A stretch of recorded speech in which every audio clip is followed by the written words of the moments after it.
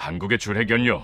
전면 차단하겠다. 트럼프의 이 강경한 선언 한마디에 대한민국의 5,000톤급 핵잠수함 사업은 사실상 사형 선고를 받은 듯 보였습니다. 미국은 호르무즈 파병을 압박하며 핵잠수함의 심장인 연료 공급을 지렛대로 우리 해군의 목줄을 죄기 시작한 겁니다. 하지만 한국은 압박에 굴복하는 대신 지구 반대편에서 전혀 다른 반전의 카드를 꺼내 들었습니다. 미국조차 경악하게 만든 한국의 승부수, 바로 프랑스였습니다. 대체 프랑스는 왜 미국의 강력한 견제를 무릅쓰고 한국의 파트너를 자처했을까요? 그리고 한국이 프랑스에게 받아든 비밀 제안의 실체는 무엇일까요? 트럼프의 압박 속에서도 판을 뒤흔들기 시작한 K 핵잠수함 프로젝트. 전 세계를 경악게 한 그 위대한 반격의 서막을 지금 바로 확인해 보겠습니다. 어디서 듣고 계신가요? 구독과 좋아요 잊지 마세요. 지금 이 강의실에 정적이 흐르고 있습니다.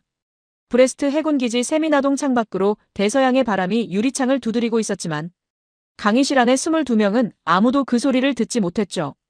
육군과 해군의 제복이 섞여 앉아 있었고 몇몇은 민간 연구원 복장이었지만 그 눈빛만큼은 하나같이 날카로웠습니다. 저는 강의 자료도 꺼내지 않고 교단 앞에 섰습니다. 오늘은 슬라이드가 필요 없을 것 같았습니다. 데이터보다 먼저 해야 할 이야기가 있었으니까요. 강의 전날 밤 저는 오랫동안 잠을 이루지 못했습니다. 이 이야기가 이 방에서 어떻게 받아들여질지 알 수 없었으니까요. 안녕하세요. 저는 니콜라 르루아입니다. 프랑스 해군사관학교 해양전략학 교수로 27년째 이 강단에 서고 있습니다. 젊은 시절에는 시프랑급 핵잠수함 원자로 설계 자문에 직접 참여했고 지금은 나토 합동해양안보 세미나에서 매년 강의를 맡고 있죠. 올해로 14번째입니다. 수십 개국에서 수백 명의 장교와 연구원을 가르쳤지만 이 순간만큼 가슴이 두근거렸던 강의는 많지 않았습니다. 오늘 이 이야기는 제가 20년 가까이 기다려온 이야기이기도 하니까요. 오늘 이 강의실에는 미국 해군 교환장교 제이슨 데이비스가 앞줄 오른쪽에 앉아 있었습니다. 제이슨은 팔짱을 낀 채 약간 비스듬히 앉아 있었는데 그 자세에서부터 이미 이 강의에 무엇을 기대하는지가 읽혔습니다. 일본 방위연구원 하루키 주니치는 그 옆에서 이미 노트를 펴놓고 있었고 독일 해양공학도 클라우스 슈미트는 두꺼운 기술 서적을 책상 위에 올려두었습니다. 기술자 특유의 신중함이 그 두께에서 느껴졌죠. 그리고 강의실 뒤편에는 영국 해군 장교 제임스 콜린스가 앉아 있었습니다. 오커스 협약의 실무를 담당하는 인물이었습니다. 제임스가 앉아 있는 자리 자체가 이미 하나의 답처럼 보였죠. 저는 화면을 켜는 대신 칠판 앞으로 걸어갔습니다. 분필을 집어들고 한 문장을 썼습니다. 핵잠수함의 열쇠는 하나뿐이다. 제이슨이 고개를 살짝 끄덕였습니다. 클라우스는 당연하다는 듯 팔짱을 낀 채 등받이에 몸을 기댔죠. 하루키는 그 문장을 조용히 노트에 받아 적었습니다. 아무도 반박하지 않았습니다. 당연했습니다. 이것은 업계의 상식이었고 수십 년 동안 단 한 번도 흔들린 적 없는 세계 질서였으니까요. 핵잠수함은 고농축 우라늄 원자로로 움직입니다. 그 연료를 쥔 나라가 핵잠수함 질서를 쥐고 있는 겁니다. 그 열쇠는 지금까지 딱 하나였고 모두가 그것을 당연하게 여겼습니다. 저도 마찬가지였습니다. 저는 분필을 내려놓으며 말을 이었습니다. 오늘 저는 그 상식이 깨지는 장면을 이야기하겠다고 했습니다. 공식 발표는 아직 없습니다. 하지만 이미 시작된 일이죠. 핵잠수함 세계 지도를 다시 그릴 나라가 지금 조용히 움직이고 있습니다. 저는 그 나라를 오랫동안 지켜봐왔고 최근에야 비로소 이 이야기를 꺼낼 수 있게 됐습니다. 오늘이 그날입니다. 어쩌면 이 이야기가 세상에 나오기에 가장 좋은 시점인지도 모릅니다. 강의실 뒤편에서 제임스가 즉각 반응했습니다. 오커스 협약으로 미국과 영국이 핵잠수함 기술을 이전하기로 했으니 영국 해군 출신인 제임스는 자연스럽게 그 체계 안에서 답을 찾으려 했을 겁니다. 제임스는 이미 정답을 알고 있다는 표정으로 그게 호주 아니냐고 물었습니다. 오커스로 이미 정리된 것 아니냐는 거였죠. 저는 고개를 저었습니다. 아니라고 했습니다. 그 나라는 다릅니다.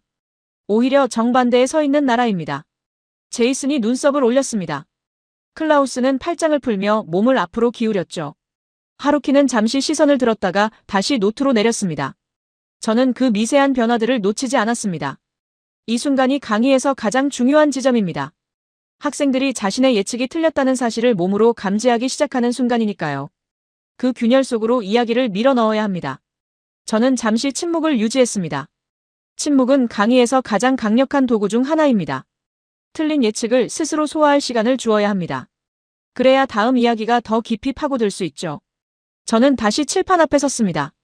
지금까지 핵잠수함을 보유하거나 독자적으로 건조할 수 있는 나라는 손에 꼽을 수 있었습니다. 미국, 러시아, 영국, 프랑스, 중국이 전부였습니다. 인도가 임대 방식으로 운용하고 있고 오커스를 통해 호주가 줄을 서 있죠. 이 질서는 지난 70년 동안 한 번도 달라진 적이 없었습니다. 핵연료를 농축하고 원자로를 설계하고 잠수함, 선체에 통합하는 세 가지를 동시에 해낼 수 있는 나라가 그만큼 없었기 때문이죠. 세 가지 중 하나라도 빠지면 불가능한 구조입니다. 그런데 그 질서가 흔들리고 있습니다. 제이슨이 이번에는 다른 이름을 제안했습니다. 인도가 아니냐는 거였습니다. 미국과의 전략적 관계가 깊어지고 있으니 그쪽으로 추측이 흘러가는 건 자연스러운 일이었습니다. 하루키도 조용히 같은 가능성을 검토하는 표정이었죠. 강의실의 분위기는 어느새 조용한 단맞히기 경쟁이 되어 있었습니다. 그 경쟁이 한창일 때 저는 다시 고개를 저었습니다. 아니라고 했습니다. 제가 말하는 나라는 미국이 문을 열어준 나라가 아닙니다. 오히려 미국이 문을 닫은 나라입니다. 닫혔을 뿐 아니라 자물쇠까지 채워진 나라입니다. 그리고 그 나라는 자물쇠 앞에서 포기하는 대신 다른 문을 찾아냈습니다. 강의실이 다시 조용해졌습니다. 클라우스가 물었습니다. 닫혔다는 게 핵연료 공급 자체를 원천 차단당했다는 의미냐고요. 기술이 없는 게 아니라 접근 자체가 제도적으로 막혔다는 거냐고 했습니다. 저는 그렇다고 대답했습니다. 협정이 있고 체제가 있고 동맹이 있습니다. 그 모든 구조 안에서 특정 나라는 핵연료에 손을 댈 수 있는 길이 법적으로 제도적으로 막혀 있습니다. 이건 기술의 문제가 아닙니다. 정치의 문제입니다. 강대국이 동맹에게 핵연료를 무기처럼 쥐고 흔드는 구조이고 그 구조가 지금 균열을 일으키고 있죠. 제이슨의 표정이 약간 굳었습니다. 아마 제가 무슨 말을 하려는지 짐작하기 시작했을 겁니다. 하지만 아직은 확신하지 못했을 거라고 생각합니다. 미국 출신의 군인이 자국의 구조적 모순을 강의실에서 정면으로 마주하는 건 결코 편한 경험이 아닙니다. 저는 그 불편함을 일부러 건드리지 않았습니다. 데이터가 스스로 이야기할 것이니까요. 오늘 강의는 그 데이터가 전부 이야기해 줄 겁니다. 저는 다시 칠판으로 돌아갔습니다. 처음 썼던 문장 아래에 한 줄을 더했습니다. 그런데 누군가 두 번째 열쇠를 만들었습니다. 분필 소리가 멈추자 강의실은 완전한 정적에 잠겼습니다. 대서양의 바람이 다시 창문을 두드렸고 저는 학생들을 한 명씩 천천히 바라보았습니다. 이 침묵이 좋았습니다. 질문이 잉태되는 고요함이었습니다. 누가 그 나라냐고 아무도 말하지 않았지만 모두가 그것을 알고 싶어 한다는 걸 저는 오랜 경험으로 알고 있었죠. 그 궁금함이 오늘 강의를 끝까지 이끌어줄 것입니다. 오늘 이 강의가 끝날 때 여러분의 세계 지도는 바뀌어 있을 겁니다. 그 나라가 걸어온 길을 보시면 아마 여러분도 저와 같은 결론에 도달하게 될 거라고 생각합니다. 저는 그렇게 말하며 칠판에서 물러났습니다. 제가 슬라이드를 켜자 화면에 지도 하나가 떴습니다. 동아시아였죠. 22명의 눈동자가 동시에 같은 방향으로 향했고 제이슨은 팔짱을 낀 채로 화면을 바라보았으며 제임스는 등받이에서 몸을 살짝 일으켰습니다. 지도 위에는 아무런 표시도 없었습니다. 나라 이름도 없었고 색도 없었으며 그냥 윤곽선만 있었죠. 저는 그 빈 지도를 잠시 바라보았습니다. 20년을 기다려온 이름을 꺼내기 직전에 그 몇 초가 생각보다 길게 느껴졌습니다. 저는 포인터를 들어 한반도를 천천히 가리켰습니다. 한국입니다. 그냥 한국이 아닙니다. 미국이 문을 닫아버렸음에도 핵잠수함의 두 번째 열쇠를 손에 쥐려 하는 한국입니다. 강의실의 반응은 즉각적이었죠. 제이슨이 먼저였는데 잠깐 멈추었다가 작게 웃었습니다. 억지로 참으려 했지만 숨길 수 없는 웃음이었고 하루키는 노트에 받아 적다가 펜을 내려놓았습니다. 클라우스는 잠시 화면을 바라보더니 책상 위에 기술 서적을 집어들었는데 강의가 본 궤도에서 벗어났다고 판단한 것처럼 보였습니다. 강의실 어디선가 낮게 웃음소리가 새어나왔습니다. 저는 그 웃음소리를 듣고 있었습니다. 이 웃음이 오늘 강의가 끝날 때 어떻게 바뀔지를 알고 있었으니까요. 오랜 강의 경험이 가르쳐준 것이 있습니다. 가장 크게 웃는 학생이 가장 깊이 바뀐다는 겁니다. 그래서 저는 그 웃음을 멈추게 하지 않았습니다. 제이슨이 대표로 나섰습니다. 한국이 핵잠수함을 만들겠다는 이야기인데 현실적으로 가능하냐는 거였죠. 한미 원자력 협정이 있는 한 한국은 핵연료에 손도 댈 수 없고 꿈도 못 꿀 구조라고 했습니다. 제이슨의 목소리에는 가르치려는 어조가 섞여 있었는데 자신이 알고 있는 사실을 교수에게 상기시켜주는 그런 말투였습니다. 하루키도 조심스럽게 덧붙였습니다. 재래식 잠수함도 아직 완전한 기술 자립을 이루지 못한 상황인데 핵추진 잠수함은 차원이 전혀 다른 문제라는 거였죠. 하루키의 말은 제이슨보다 조용했지만 그 안에 담긴 의미는 더 날카로웠습니다. 일본이 한국 방위 기술의 현주소를 어떻게 보는지가 그 한 문장에 압축되어 있었으니까요. 저는 두 사람의 말을 끊지 않고 끝까지 다 들은 뒤에 천천히 고개를 끄덕였습니다. 이 반응을 예상하고 있었습니다. 아니, 예상한 정도가 아니라 기다리고 있었죠. 학생들이 가장 크게 웃을수록 반전이 더 강하게 파고드니까요. 맞습니다. 제이슨의 말이 맞습니다. 한미 원자력 협정은 한국이 핵연료를 자체적으로 농축하거나 재처리하는 것을 금지하고 있고 조약으로 법적으로 막혀 있는 겁니다. 그리고 미국은 그 협정을 최근 들어 노골적인 외교 수단으로 쓰기 시작했는데 동맹 관계에서 정치적 압박 도구로 전환된 거죠. 이것이 오늘 이야기의 출발점입니다. 한국이 핵잠수함을 원하는 이유와 미국이 그것을 막으려는 이유가 바로 여기서 교차합니다. 저는 다음 슬라이드를 넘겼습니다. 미국 행정부가 한국의 핵잠수함 추진 사업인 KSSN에 대해 핵연료 공급을 재검토하겠다고 밝힌 내용들이 화면에 나열됐는데 한미 원자력 협정을 근거로 고농축 우라늄 공급을 제동할 수 있다는 내용이었습니다. 여기에 더해 호르무즈 해협 방어에 한국이 더 많은 역할을 해야 한다는 미국 측의 요구도 함께 등장했습니다. 구조를 단순하게 정리하면 이렇습니다. 호르무즈를 지키거나 핵연료를 포기하거나 둘 중 하나를 선택하라는 압박이었죠. 역사상 많은 동맹이 이런 식의 요구 앞에서 무릎을 꿇었습니다. 동맹이라는 말이 이렇게 사용될 수 있다는 사실을 많은 사람들이 직시하지 않으려 합니다. 하지만 데이터는 직시를 강요합니다. 강의실이 다시 조용해졌는데 이번에는 다른 종류의 침묵이었습니다. 조금 전에 웃음이 사라진 자리에 불편함이 들어와 앉았죠. 그 불편함이 이 강의실에 필요한 첫 번째 감각이었습니다. 제이슨의 얼굴에서 아까의 여유가 사라진 것을 저는 알아챘습니다. 아마 저 기사들 중 몇 개는 제이슨도 이미 알고 있었을 겁니다. 미국 해군 교환장교라면 자국의 대외 정책 동향을 모를 리 없으니까요. 하지만 그것이 이 강의실에서 이렇게 공개적으로 언급될 거라고는 예상하지 못했을 겁니다. 강의실은 그런 공간입니다. 아는 사실도 다른 사람의 입에서 나올 때 전혀 다른 무게를 가지게 되죠. 저는 계속했습니다. 이 부분이 오늘 강의에서 가장 중요한 팩트 중 하나인데 미국이 만들어 놓은 이중잣대를 직접 보십시오. 미국은 오커스를 통해 호주에게 핵잠수함 기술을 직접 제공하기로 했으며 버지니아급 핵잠수함을 이전하는 방안까지 논의 중입니다. 고농축 우라늄으로 구동되는 원자로와 함께요. 같은 핵연료 기술을 두고 한쪽에는 협박의 논리를 적용하고 다른 쪽에는 선물의 논리를 적용하고 있는 겁니다. 한국에게는 협정을 방패로 삼아 압박하면서 호주에게는 핵잠수함을 선물로 내밀고 있습니다. 미국은 호주에게는 핵잠수함을 선물하면서 한국에게는 자물쇠를 채웠습니다. 제임스가 끼어들었습니다. 오커스는 전략적 맥락이 근본적으로 다르다는 거였는데 인도태평양에서 중국을 견제하기 위한 명확한 지정학적 구도가 있고 호주는 그 구도 안에서 확실한 역할을 맡고 있다는 거죠. 한국과는 상황이 다르다는 논리였습니다. 저는 고개를 끄덕였습니다. 그 논리 자체는 틀리지 않습니다. 그런데 한 가지 물어봐야 합니다. 그 전략적 맥락이라는 게 과연 누구를 위한 것입니까? 동맹 구조 안에서 역할 분담이 이루어지는 건 자연스러운 일이지만 그 분담이 한쪽에만 일방적으로 유리하게 설계되어 있다면 그게 과연 동맹이라는 이름을 쓸 수 있는 건지 물어봐야 합니다. 한국 입장에서 보면 지금 이 구조는 동맹이라는 이름의 비대칭 거래처럼 보입니다. 방어는 한국이 하고 기술은 다른 나라가 받아가는 구조입니다. 강의실에 묘한 긴장감이 흘렀습니다. 제이슨은 시선을 화면에 고정한 채 아무 말도 하지 않았고 제임스는 펜을 손에 쥐었다가 내려놓았으며 하루키는 조금 전까지 멈춰있던 펜을 다시 들었습니다. 강의실 안의 공기가 달라지고 있었습니다. 처음에 이 방을 채웠던 자신감이 조금씩 다른 것으로 교체되고 있었죠.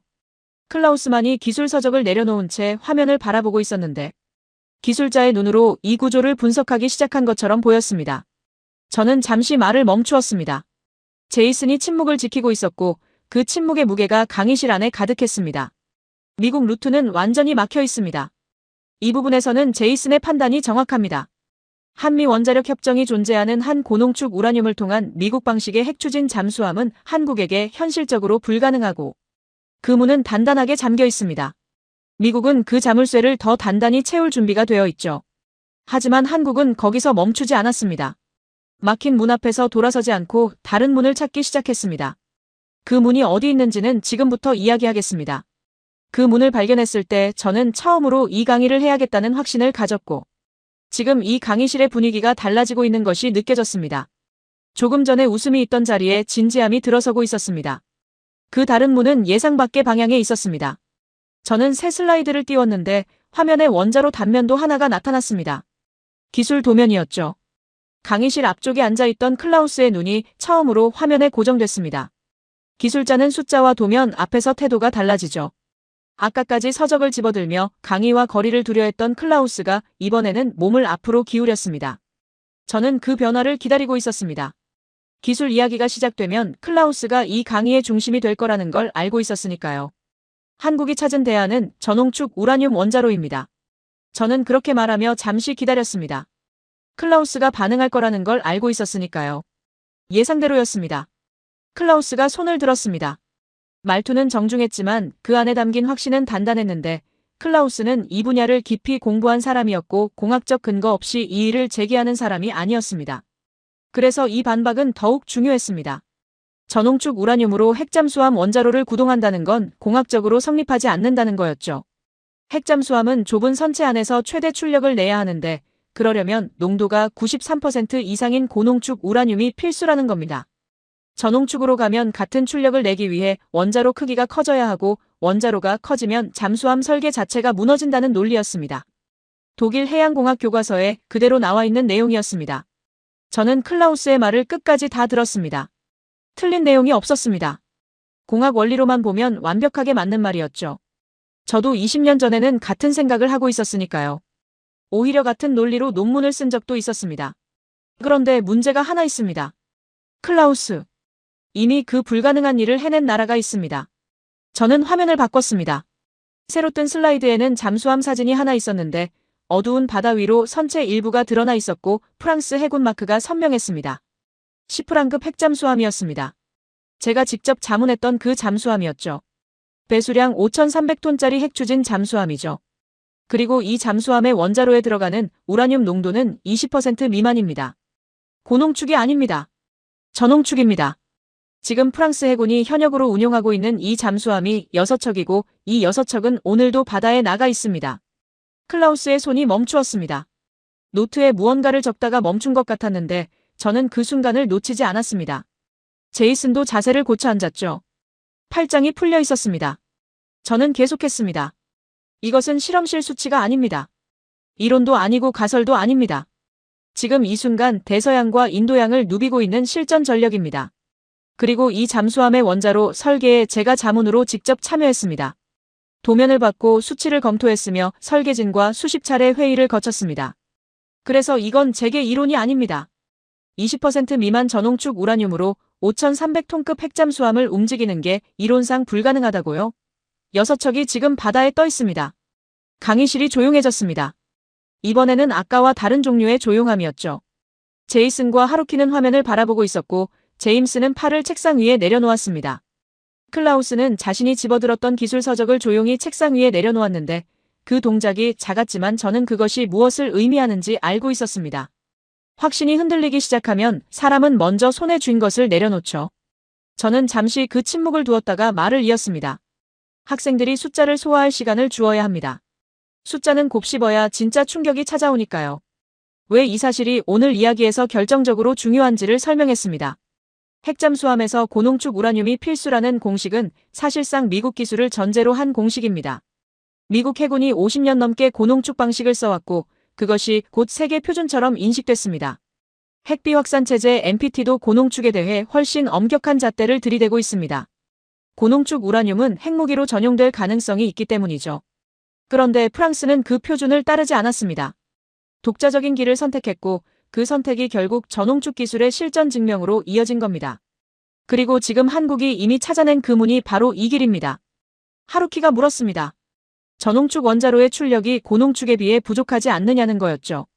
실전에서 속도나 자망 성능이 떨어진다면 군사적 의미가 없다는 거였습니다. 기술적으로 완벽하게 합리적인 질문이었습니다. 클라우스가 말하지 못한 부분을 하루키가 대신 짚어준 셈이었습니다. 저는 시프랑급 재원을 화면에 올렸습니다. 수중 최대 속력은 25노트 이상이고 연료 보급 없이 수십 일간 자망이 가능하며 소음 차폐 기술도 세계 최고 수준입니다. 출력이 부족하다는 말이 나오기 어려운 수치였죠.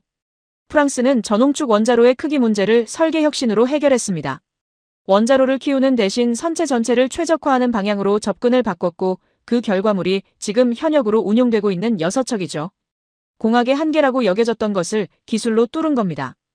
클라우스가 공부한 교과서가 이 사실을 담지 못한 건 프랑스가 그 기술을 전략적으로 조용히 간직해왔기 때문입니다. 기술 강국은 자신의 패를 먼저 보여주지 않습니다. 하지만 바다는 거짓말을 하지 않습니다. 6척이 그 사실을 증명하고 있죠. 프랑스가 선택한 전홍축 기술은 또 하나의 장점을 가지고 있습니다. NPT 비확산 체제에서 훨씬 유리한 위치를 점한다는 점입니다. 고농축 우라늄은 핵무기 전용 가능성 때문에 국제사회의 집중 감시를 받지만 전홍축은 그 논란 자체에서 비교적 자유롭습니다. 한국이 이 기술을 선택한다면 기술도 얻고 국제사회를 향한 명분도 함께 쥐는 셈이었죠. 막힌 문을 우회하는 길이 이렇게 열려 있었습니다. 클라우스가 조심스럽게 입을 열었습니다. 시프란급 데이터는 알고 있었지만 그게 전홍축이라는 사실은 몰랐다는 거였습니다. 대부분의 교재가 프랑스 원자로의 농도를 명확히 기재하지 않는다는 이유를 댔습니다. 클라우스의 목소리에서 아까의 확신이 사라져 있었고 그 자리에 다른 무언가가 들어오고 있었습니다. 기술자가 자신이 알고 있던 공식이 틀렸음을 받아들이는 순간은 언제나 이런 식으로 찾아옵니다. 조용하고 천천히 오죠. 그 순간을 저는 몇 번 목격해왔습니다. 언제나 아름다웠습니다. 아는 것이 무너지는 순간이 새로운 이해의 시작이니까요. 클라우스가 그 경계 위에 서 있었습니다. 저는 천천히 고개를 끄덕였습니다. 당연합니다. 프랑스가 이 기술을 먼저 나서서 공개할 이유가 없으니까요.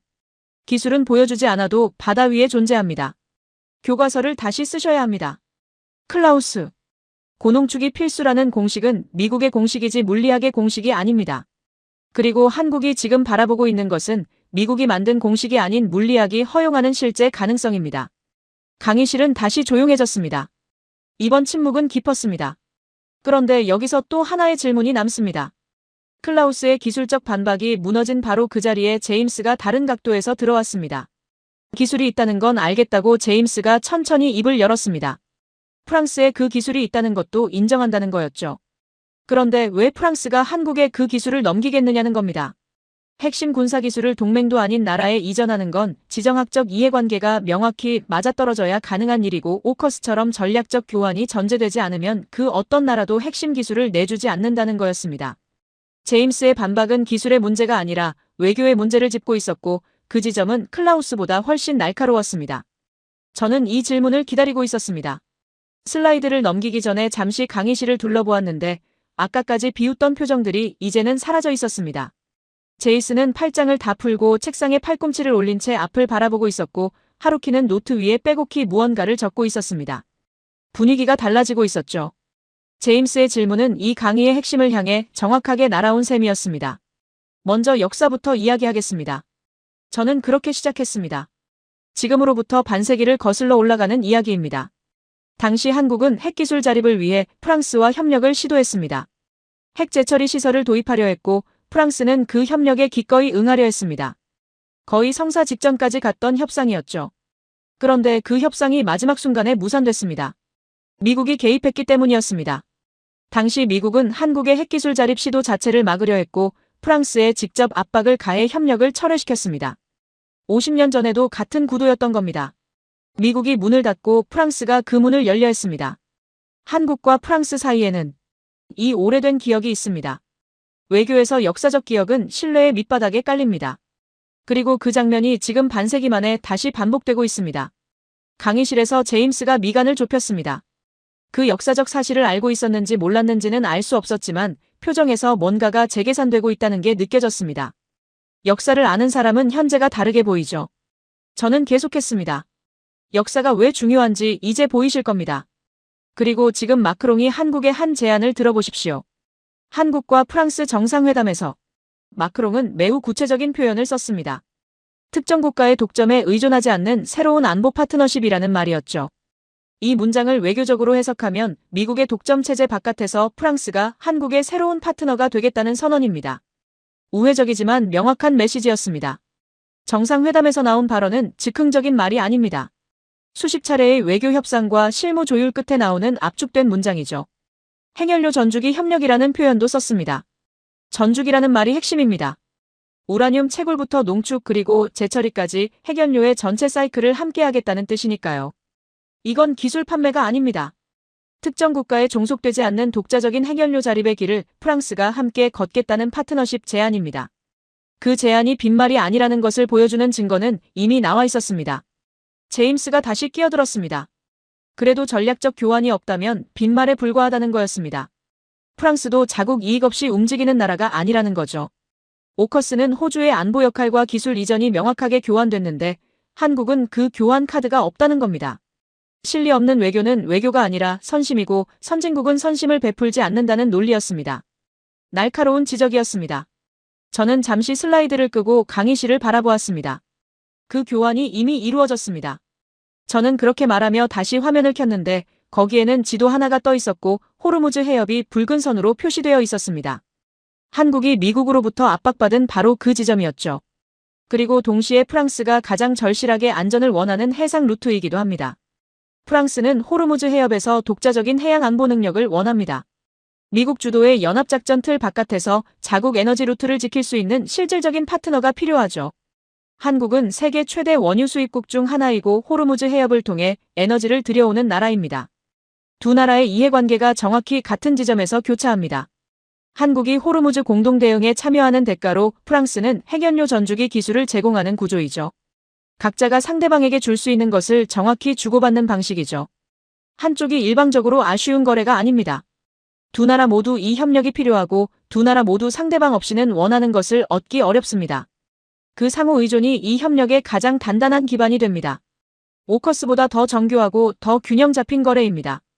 저는 잠시 멈추었습니다. 이 구조를 처음 들었을 때 제가 느꼈던 감각을 학생들도 지금 느끼고 있을 거라는 생각이 들었습니다. 단순한 기술 협력이 아니라는 감각이었습니다. 이것은 미국이 설계한 핵잠수함 질서에 균열을 내는 외교적 사건입니다. 한국이 미국 없이 핵추진 잠수함 기술에 다가갈 수 있다면 그것은 한국만의 문제가 아닙니다. 미국의 핵기술 독점 체제 자체에 대한 도전이 됩니다. 그 체제 안에서 안정적인 위치를 누려온 나라들에게는 불편한 이야기이죠. 제임스가 오커스를 지지하는 이유도 그 체제 안에 있기 때문입니다. 그리고 바로 그렇기 때문에 오늘 이 강의실에서 제임스의 표정이 달라지고 있는 것입니다. 강의실이 조용해졌습니다. 이번에는 반박하려는 침묵이 아니었습니다. 소화하려는 침묵이었죠. 제임스가 팔짱을 낀 채 천장을 잠깐 올려다보더니 시선을 다시 내렸습니다.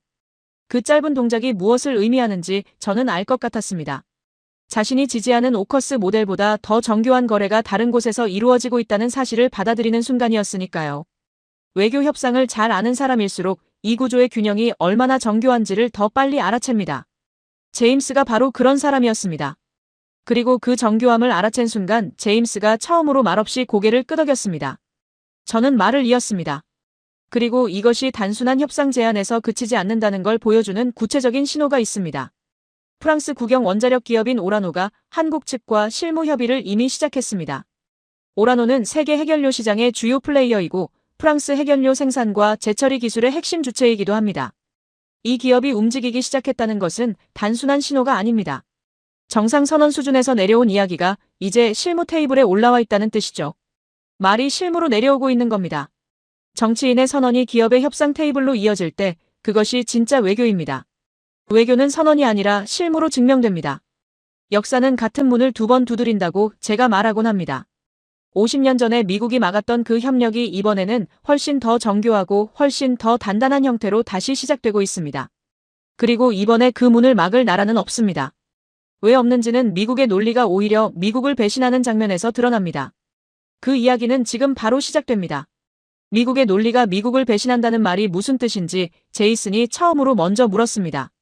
지금까지 침묵을 지키던 제이슨이었는데 이번에는 방어하려는 게 아니라 진짜로 알고 싶다는 어조였습니다.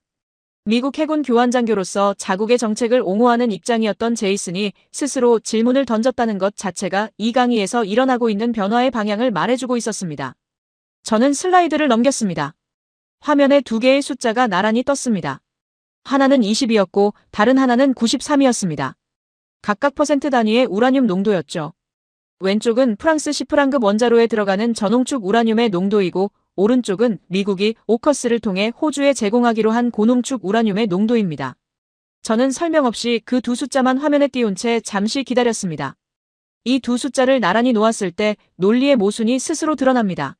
미국이 한국에 들이밀었던 논리는 이겁니다. 핵 비확산 체제를 지켜야 한다는 것이었죠. 핵연료 자체 농축은 비확산 원칙에 위배된다고 했고 그래서 한미 원자력 협정으로 한국의 핵연료 접근을 막았습니다. 강한 논리처럼 보입니다. 실제로 50년간 그 논리가 유효하게 작동해 왔습니다. 그런데 동시에 미국은 호주에 농도 93%짜리 고농축 우라늄으로 구동되는 핵잠수함을 넘기기로 했습니다. 핵무기에 쓰이는 우라늄 농도가 90% 이상이라는 사실을 감안하면 이 숫자가 무엇을 의미하는지 짐작하실 수 있을 겁니다. 비확산을 명분으로 한국을 막으면서 그보다 훨씬 높은 농도의 핵연료를 다른 동맹에게 넘기고 있는 겁니다. 93%를 넘기면서 비확산을 말하는 나라가 20%를 막겠다고요? 세상이 웃을 겁니다. 제이슨이 아무 말도 하지 않았습니다. 입을 열려고 했다가 멈춘 것처럼 보였습니다.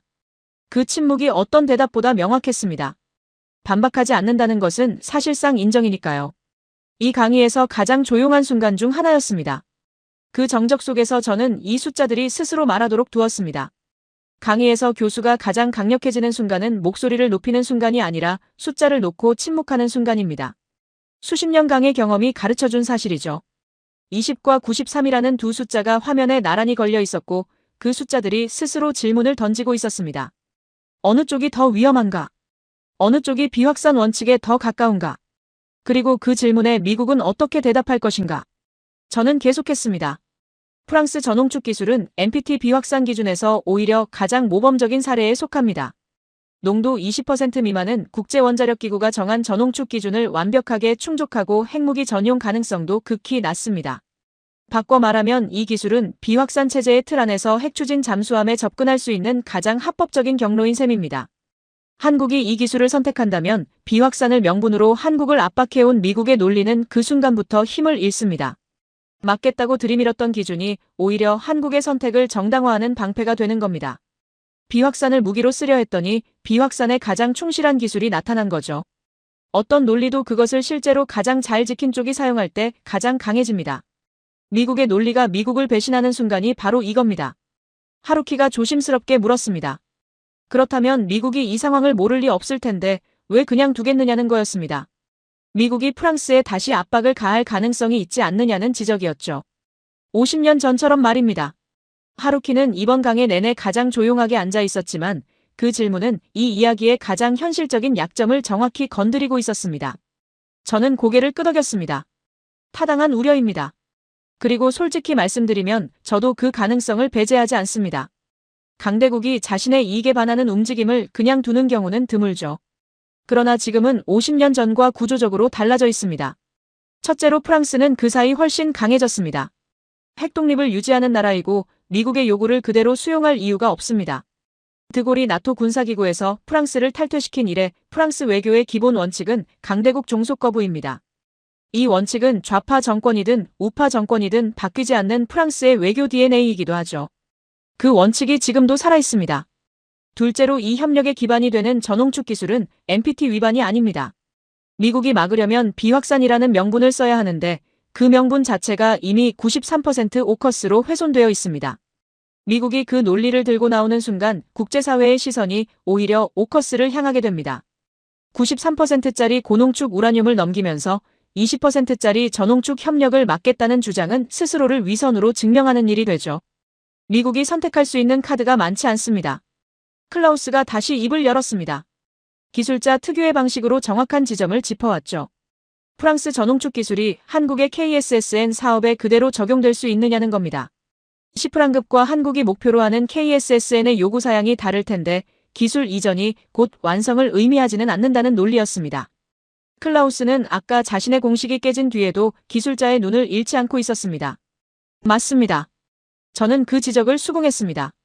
시프랑급은 5,300톤이고 한국이 목표로 하는 KSSN은 5,000톤급이지만 두 잠수함의 요구 사양과 설계 개념이 완전히 일치하지는 않습니다.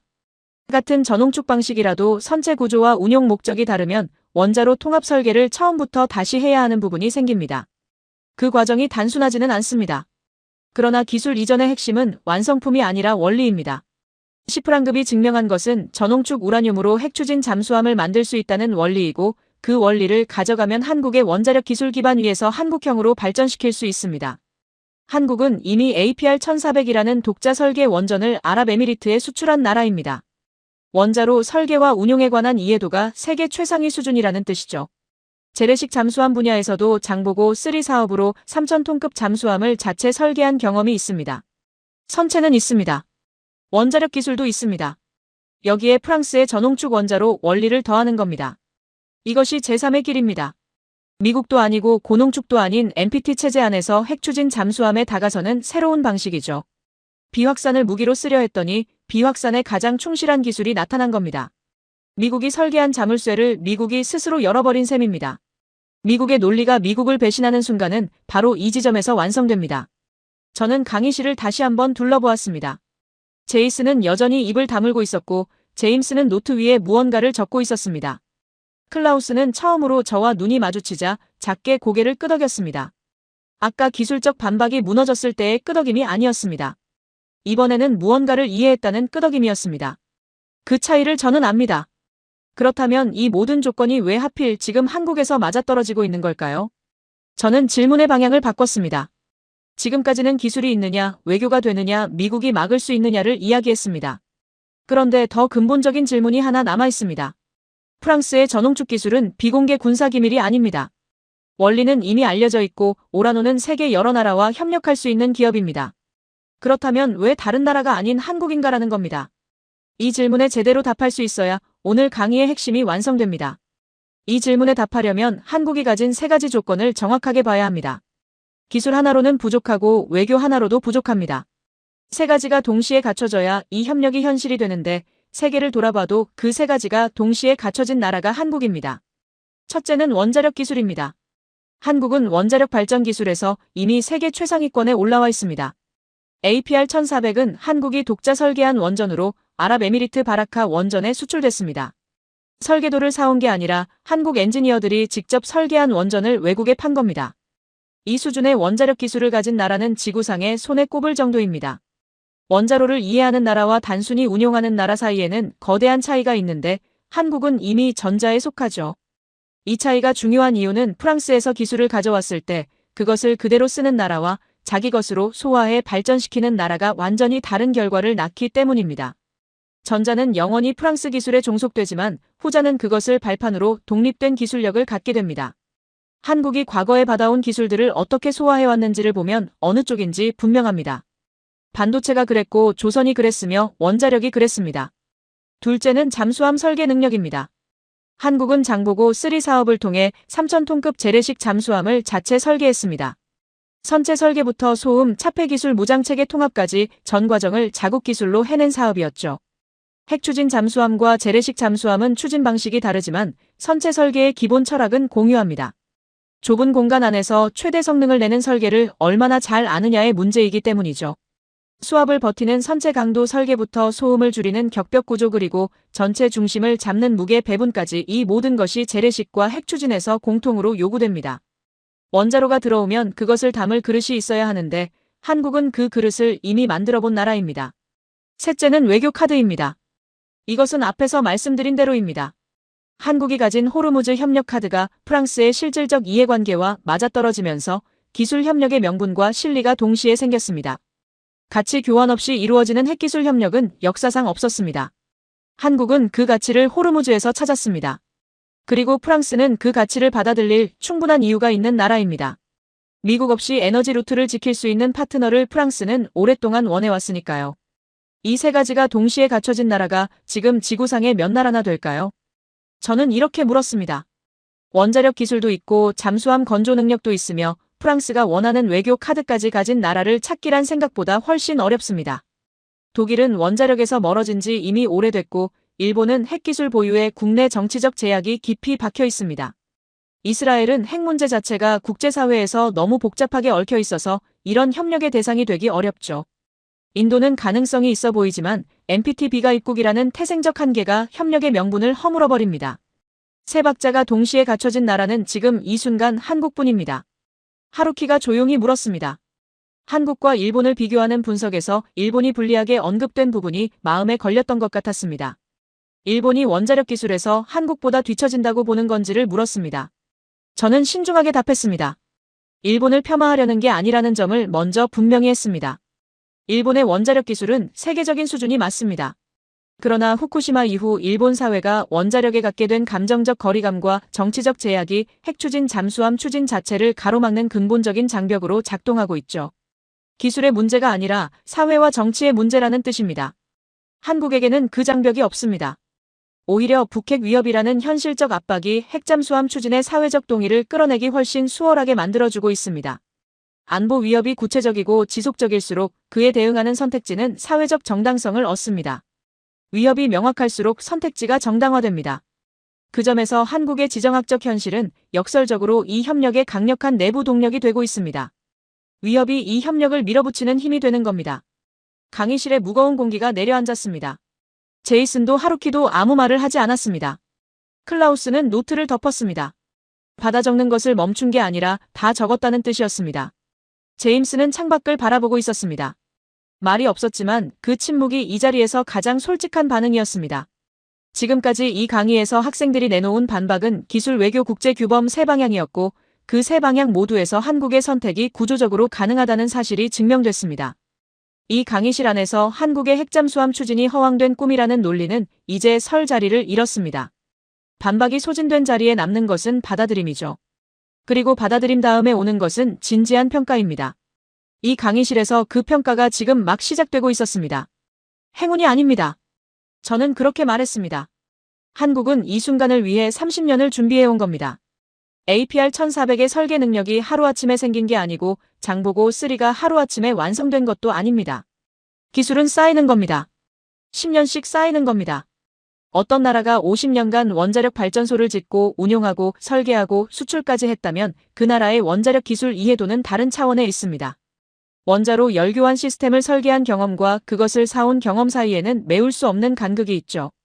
어떤 나라가 30년간 잠수함을 조립하고 개선하고 결국 자체 설계까지 해냈다면 그 나라의 잠수함 기술 역량 역시 다른 차원에 있습니다. 기술이 쌓인 나라에게 기회가 왔을 때 기회는 비로소 현실이 됩니다. 한국이 지금 서 있는 곳이 바로 그 지점입니다. 30년의 준비와 지금 이 순간의 외교가 만나는 지점이죠. 우연이 아닙니다. 필연입니다. 그리고 그 필연 앞에 서 있는 나라가 한국이라는 사실이 이 강의에서 제가 말하고 싶었던 가장 중요한 것이었습니다. 그런데 여기서 한 가지 짚고 넘어가야 할 것이 있습니다. 저는 잠시 강의 흐름을 멈추었습니다. 지금까지 이 강의는 한국이 할 수 있다는 이야기를 했습니다. 기술도 있고 외교도 됐으며 논리도 완성됐다고 했습니다. 강의실의 분위기는 이미 충분히 바뀌어 있었죠. 그런데 솔직하게 말씀드리면 넘어야 할 산이 아직 남아 있습니다. 그것을 말하지 않고 끝낸다면 이 강의는 분석이 아니라 선전이 됩니다. 저는 27년간 이 강단에 섰지만 선전을 한 적은 없습니다. 오늘도 마찬가지입니다. 제이슨이 그 말을 듣고 처음으로 앞으로 몸을 기울였습니다. 드디어 나온다는 표정이었죠. 이 강의를 시작할 때부터 약점이 있을 거라고 기다리고 있었을 겁니다. 저는 세 가지를 솔직하게 인정했습니다. 강의에서 약점을 인정하는 것은 강의를 약하게 만들지 않습니다. 오히려 나머지 이야기에 무게를 실어줍니다. 첫째는 한미 원자력 협정 재협상입니다. 프랑스 루트로 전홍축 기술을 확보한다고 해도 한미 원자력 협정이라는 법적 틀 자체가 여전히 존재합니다. 미국이 이 협정을 근거로 한국의 핵연료 관련 활동 전반에 제동을 걸 수 있는 여지가 남아있죠. 프랑스에서 기술을 가져오는 것과 그 기술로 실제 핵연료를 운용하는 것은 다른 차원의 문제입니다. 이 협정을 재협상하거나 우회하는 과정이 필요한데 그것이 쉬운 일이 아닙니다. 미국이 협상 테이블에 순순히 앉을 이유가 없으니까요. 이 부분은 지금 이 강의에서 가장 정직하게 인정해야 하는 약점이죠. 기술과 외교가 준비됐더라도 법적 틀이 바뀌지 않으면 현실화가 지연될 수 있습니다. 둘째는 기술 통합의 난이도입니다. 클라우스가 앞서 정확하게 짚었듯이 프랑스 전홍축 원자로를 한국형 잠수함 선체에 통합하는 작업은 단순한 부품 교체가 아닙니다. 시프랑급과 KSS에는 설계 개념이 다르고 운용 환경도 다릅니다. 원자로 크기 중량 냉각 시스템 배치 소음, 차폐 설계까지 전부 한국 조건에 맞게 재설계해야 합니다. 이 작업을 제대로 하지 않으면 기술을 가져왔다고 해도 바다에서 쓸 수 없습니다. 잠수함 기술에서 통합이 잘못된 사례는 세계 여러 나라에서 이미 실패로 기록돼 있습니다. 수년의 시간과 막대한 자원이 필요한 작업이죠. 셋째는 국내 정치와 예산의 문제입니다. 핵잠수함 사업은 수십조 원 규모의 국방 예산이 투입되는 사업입니다. 어떤 나라든 이 규모의 사업은 의회와 국민의 동의 없이는 진행할 수 없고 정권이 바뀌면 우선순위도 바뀝니다. 한국의 정치 지형이 늘 이 사업에 우호적이라는 보장도 없습니다. 기술과 외교가 아무리 완비돼도 국내 정치가 흔들리면 사업은 표류할 수 있습니다. 이것은 한국만의 문제가 아니라 모든 대형 방위 사업이 공통으로 안고 있는 취약성이기도 합니다. 제이슨이 말했습니다. 세 가지 난관을 다 나열하고 나니 결국 불가능하다는 이야기 아니냐는 거였습니다. 다시 방어적인 어조가 아니었습니다. 진짜 궁금해서 묻는 거라는 느낌이었죠. 저는 고개를 저었습니다. 어렵다는 것과 불가능하다는 것은 다른 말입니다. 그리고 지금 이 사업이 어렵다는 건 알지만 불가능하다고 할 근거는 하나도 없습니다. 이유가 있습니다. 오라노와 한국 측의 실무 협의가 이미 착수됐다는 사실이 그 이유입니다. 정치인이 선언하는 수준이 아니라 엔지니어들이 도면을 들고 테이블에 마주 앉기 시작했다는 뜻이죠. 협상이 시작됐다는 것은 어려움을 인정하면서도 해결하겠다는 의지가 양쪽에 있다는 증거입니다. 의지가 있는 곳에 길이 만들어집니다. 역사가 그것을 반복해서 보여줬고 한국의 역사가 특히 그랬습니다. 반도체, 조선, 철강 모두 불가능하다는 말을 들으며 시작됐습니다. 클라우스가 물었습니다. 기술 통합에 현실적으로 얼마나 걸릴 것 같냐는 거였죠. 기술자답게 가장 현실적인 질문을 해왔습니다. 클라우스는 이 강의 내내 처음에 반박에서 점점 다른 방향으로 이동해 왔는데 이제는 사업의 성공 가능성을 전제로 질문하고 있었습니다. 저는 정확한 숫자를 들이밀지 않았습니다. 예측은 누구도 할 수 없는 영역이고 숫자를 억지로 만들어내는 것은 분석이 아니라 추측이 됩니다. 다만 참고할 수 있는 선례가 있습니다. 프랑스가 시프랑급을 설계하고 취역시키기까지 걸린 시간이 약 20년이었습니다. 그러나 한국은 그 20년을 처음부터 걸을 필요가 없습니다. 프랑스가 이미 가장 어려운 부분인 전홍축 원자로의 실전 가능성을 증명해놨으니까요. 처음부터 길을 내는 것과 이미 닦인 길을 한국 지형에 맞게 다시 포장하는 것은 요구되는 시간과 자원이 전혀 다릅니다. 이 과정이 빠르진 않겠지만 10년 이내에 가시적인 성과가 나올 수 있다는 것이 제 판단입니다. 제이슨이 마지막으로 입을 열었습니다. 이번에는 반박이 아니었습니다. 미국이 허용하지 않을 거라는 말이었죠. 미국이 이 사업 전체를 막을 방법을 찾을 거라는 거였습니다. 미국 외교의 힘을 과소평가하지 말라는 뜻이기도 했습니다. 저는 제이슨의 그 말이 이 강의에서 가장 솔직한 발언이라고 생각했습니다. 방어가 아니라 진심이었습니다. 저는 그렇게 생각하지 않습니다. 저는 그렇게 답했습니다. 이건 허용의 문제가 아닙니다. 주권국가의 선택의 문제입니다. 한국이 NPT 체제 안에서 전홍축 기술을 기반으로 핵추진 잠수함을 추진하는 것을 미국이 법적으로 막을 방법은 없습니다. 외교적 압박은 가할 수 있겠죠. 그러나 압박과 차단은 다른 말입니다. 그리고 프랑스가 함께 한다는 것은 그 압박이 단순히 한국 혼자를 향하지 않는다는 뜻입니다. 약점을 숨기지 않는다는 것이 오히려 이 이야기의 신뢰도를 높이고 있었습니다. 제이슨이 팔을 내려놓은 채 화면을 바라보고 있었습니다. 처음 강의실에 들어왔을 때와 전혀 다른 자세였죠. 팔짱을 낀 채 비스듬히 앉아있던 그 제이슨이 이제 두 손을 책상 위에 올려놓고 앞을 바라보고 있었습니다. 그 변화를 저는 말로 짚지 않았습니다. 짚을 필요가 없었습니다. 그 자리에 있는 모든 사람이 이미 보고 있었으니까요. 완벽하지 않습니다. 저는 그렇게 말했습니다. 그러나 이미 시작됐습니다. KF-21 보라매가 하늘을 날기까지 수십 년이 걸렸습니다. 불가능하다는 말을 수없이 들었고 예산이 끊길 위기도 있었으며 기술적 난관도 한두 가지가 아니었습니다. 그러나 지금 그 항공기는 실전 배치를 앞두고 있습니다. 포기하지 않은 나라만이 그 자리에 설 수 있습니다. 핵잠수함도 같은 길을 걸을 겁니다. 완벽하지 않더라도 시작된 것은 멈추기 어렵습니다. 그리고 프랑스가 손을 잡기로 한 이상 이 사업은 더 이상 한국 혼자만의 이야기가 아닙니다. 두 나라의 이해관계가 하나의 방향을 향하고 있습니다. 그리고 그 방향 끝에 있는 것이 무엇인지를 이제 이 강의실에 있는 모든 사람이 알고 있었습니다. 강의 처음에 제가 칠판에 썼던 그 두 번째 문장이 이 방 안에서 조금씩 현실로 가까워지고 있었습니다. 누군가 두 번째 열쇠를 만들었다는 그 문장이죠. 저는 마지막 슬라이드를 껐습니다. 화면이 꺼지자 강의실이 한층 더 조용해졌습니다. 오늘 강의에서 가장 긴 침묵이었습니다. 바깥의 대서양이 여전히 창문을 두드리고 있었지만 그 소리도 이 정적 안으로 녹아들었습니다. 저는 강의 처음에 분필로 썼던 두 문장이 아직 칠판에 남아있다는 걸 알고 있었습니다. 강의가 시작될 때 그 문장들은 당연한 전제였습니다. 강의가 끝나는 지금 그 문장들은 다른 무게를 가지고 있었습니다. 핵잠수함의 열쇠는 하나뿐이다. 그런데 누군가 두 번째 열쇠를 만들었다. 저는 학생들을 한 명씩 천천히 바라보았습니다. 제이슨은 책상 위에 두 손을 내려놓은 채 앞을 바라보고 있었고 하루키는 노트를 다 덮어둔 상태였습니다. 이 강의 처음부터 끝까지 가장 부지런히 받아 적던 하루키가 노트를 덮었다는 건 더 이상 적을 것이 없다는 뜻이 아니라 이제는 받아 적는 대신 소화하고 있다는 뜻이었습니다. 클라우스는 처음 이 강의실에 들어올 때 집어들었던 기술 서적이 가방 안으로 들어가 있었습니다. 제임스는 창밖도 노트도 보지 않고 저를 바라보고 있었습니다. 처음 질문으로 돌아가겠습니다. 저는 그렇게 말했습니다. 강의 처음에 저는 핵잠수함의 열쇠는 하나뿐이라고 썼습니다. 여러분도 그 문장에 고개를 끄덕였습니다. 당연했습니다. 그것이 세계의 상식이었으니까요. 그런데 이제 아시겠습니까? 열쇠는 2개입니다. 아니, 더 정확하게 말하면 한국이 2번째 열쇠를 만들고 있습니다. 50년 전에 미국이 한국과 프랑스 사이를 갈라놓았을 때 이 이야기는 그 자리에서 멈췄습니다. 그런데 지금 반세기 만에 다시 시작됐습니다. 역사는 단절되지 않습니다. 미완성된 이야기는 언젠가 반드시 다시 문을 두드립니다. 50년이 걸렸지만 그 문이 다시 열리고 있습니다. 그리고 이번에는 더 단단한 손이 함께 잡고 있습니다. 미국이 문을 닫았을 때 세계는 한국이 포기할 거라 생각했습니다. 한국은 포기하는 대신 다른 문을 열었습니다. 그것도 더 크고 더 깨끗한 문을 말입니다. 제이슨이 조용히 고개를 끄덕였습니다. 천천히 한 번이었습니다. 반박도 아니었고 동의 표시도 아닌 그 무언가였는데 저는 그것이 이 강의에서 가장 무게 있는 반응이라는 걸 알았습니다. 강의 내내 자국을 옹호하던 미국 해군 교환 장교가 끝내 침묵으로 인정한 순간이었으니까요.